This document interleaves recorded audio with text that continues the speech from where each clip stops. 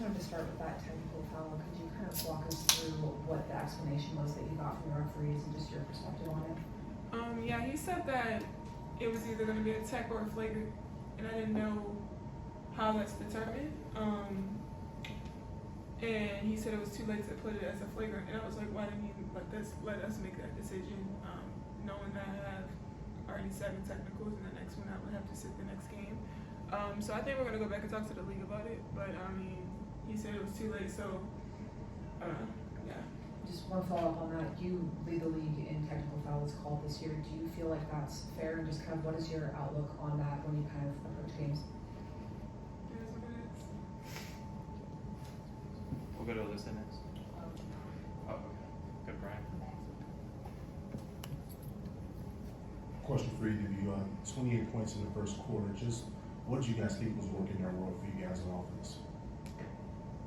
We did a good job playing inside out. We started out with Mill. She started out really hot early.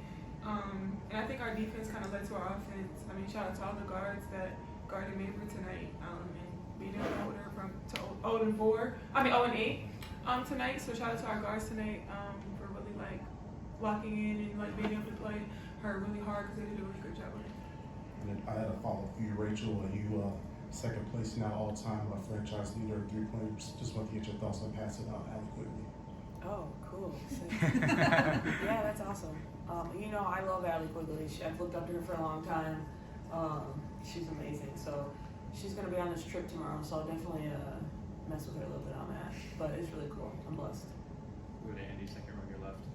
Rachel, I'll start with you in this one. You've specifically called out before this team trying to find the will to win, especially over this last stretch of games. The games have been particularly more competitive, and today, of course, is your biggest win all year. How are you guys able to find that will to win this late in the season, knowing that the playoffs are coming? Where does that come from? Yeah, I mean, I think it's just like our locker room. Like, we really just ride for each other, and we're trying to just find ways to make it happen, like, regardless of what the end of the seasons look like for us. Like, this is still so important going into next season, and you know, you want to still finish on a high note and into momentum going into next year for this team and obviously for agency. So, like, we're just trying to have fun with this still. We're still hooping, and you can continue to get better no matter what.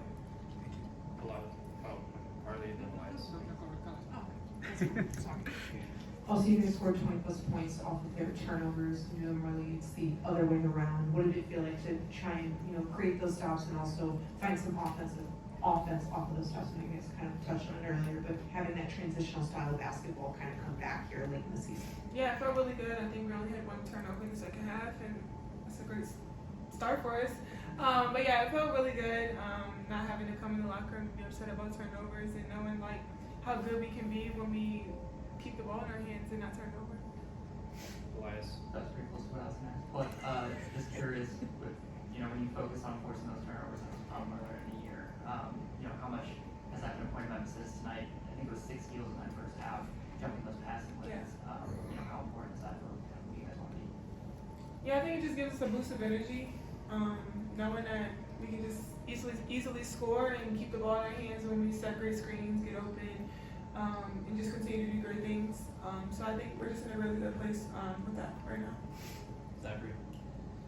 Angel, tonight you were all over the place at both ends of the floor, and you really played with a tremendous amount of confidence, it looked like, and a lot of grit, and took 2 really good 3-point attempts along the way as well. What does that say about you and your continued pursuit of wanting to expand your game? Yeah, just trying to get better and do whatever I can for the team. I haven't taken a lot of threes this year, just because a lot of people haven't really left me that open. So that was like the first 2 threes I've taken probably in like 15 games, just because people aren't really leaving me open and I have the advantage inside. So just trying to continue to do whatever I can to just really help the team and just dial in on that. We're going to list that back up there. Hey, Angel. Are you frustrated with the organization or frustrated in general? I don't think I'm frustrated. I probably am frustrated myself right now.